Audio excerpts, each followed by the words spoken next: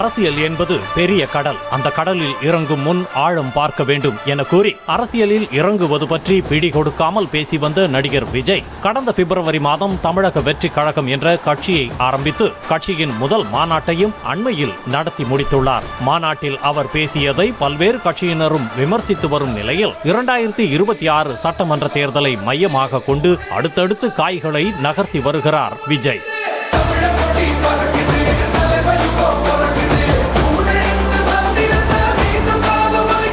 குறிப்பாக உறுப்பினர் சேர்க்கை, உட்கட்சி கட்டமைப்பு விரிவாக்கம், நிர்வாகிகள் நியமனம் போன்ற வேளையில் தீவிரமாக இறங்கியுள்ள தவேகா தலைவர் விஜய் இது தொடர்பாக சென்னை பனையூரில் உள்ள கட்சி அலுவலகத்தில் அவ்வப்போது ஆலோசனைகளையும் நடத்தி வருகிறார்.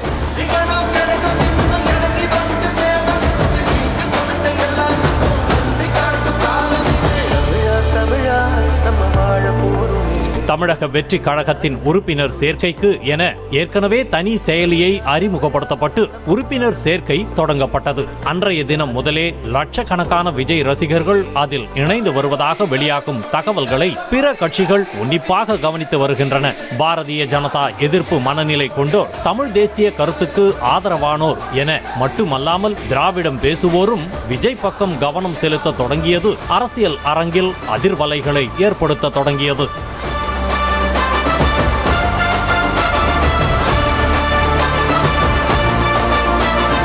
இதுவரையில் தாங்கள் இருந்த கட்சிகளை விட்டு விலகி விஜய் கட்சியில் இணைய பலரும் ஆர்வம் காட்டி வருகின்றனர். குறிப்பாக இளைஞர்கள் அதிக அளவில் தவேகாவில் இணைய தொடங்கி இருப்பது பிற கட்சிகளுக்கு கவலை அளிக்கும் வகையில் அமைந்துள்ளது. எனவே இளைஞர்களை தக்க வைத்துக் கொள்ள முன்னணி கட்சிகள் பல்வேறு உத்திகளை முன்னெடுத்து வருகின்றன.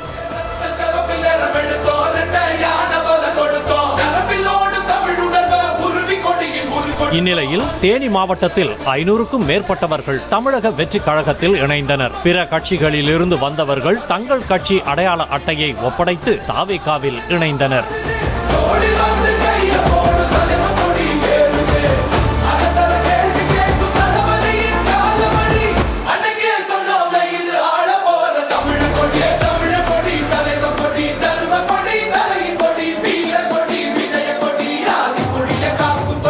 பிற கட்சிகளில் நிலவும் குளறுபடிகள், கட்சி நிர்வாகிகளின் ஆதிக்க போக்கு, மக்கள் நலனுக்கு எதிரான செயல்பாடுகள் போன்ற பல்வேறு காரணங்களால் அக்கட்சியிலிருந்து விலகியதாக கூறுகின்றனர் தமிழக வெற்றி கழகத்தில் இணைந்தவர்கள்.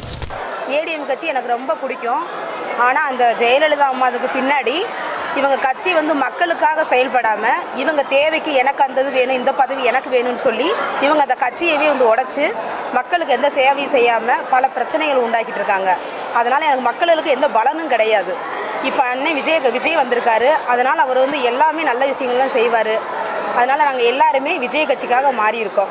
எனக்கு எங்கே பார்த்தாலும் கொலை இந்த மாதிரி ஒரு பிரச்சனை தான் நம்ம தமிழ்நாட்டில் அதிகமாக இருக்குது. அது மாற்றனால விஜய் அண்ணாவுக்காண்டி நாங்கள் அது மாறும்ன்றக்காண்டி விஜய் அண்ணா பின்னாடி நாங்கள் வந்திருக்கோம். சென்ட்ரல் கவர்மெண்ட்லேருந்து அறிவிப்புகள் வருதுன்னு சொல்கிறாங்க. ஆனால் ஸ்டேட் கவர்மெண்ட்லேருந்து அதை செயல்படுத்துறதுக்கு ஆளும் இல்லை, இங்கேருந்து என்னன்னு கேட்க நாதியும் இல்லை. ஏதாவது ஒரு ஏற்ற இறக்கம்னா கூட இன்னைக்கு வரை யாருன்னு இறங்கி என்னன்னு கேட்க வரமாட்டுறாங்க. அப்புறம் எதுக்கு அங்கே போய் இருக்கணும்? நாங்கள் பாரதிய ஜனதா கட்சியில் இருந்து விஜய் கட்சிக்கு, நாங்கள் தளபதி கட்சிக்கு நாங்கள் சேர்றோம்.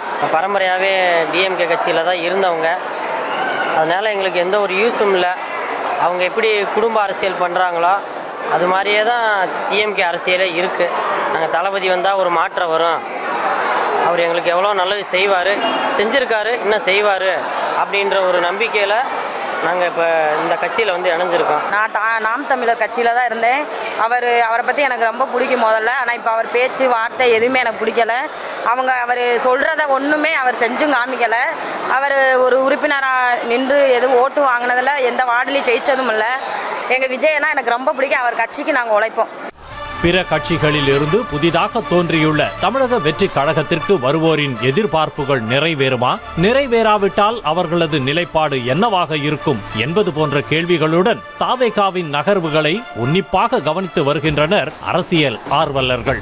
நியூஸ் தமிழ் செய்திகளுக்காக தேனி மாவட்ட செய்தியாளர் ஆர் பாலாஜி. செய்திகளை உடனுக்குடனும் துல்லியமாகவும் தெரிந்து கொள்ள சப்ஸ்கிரைப் பண்ணுங்க.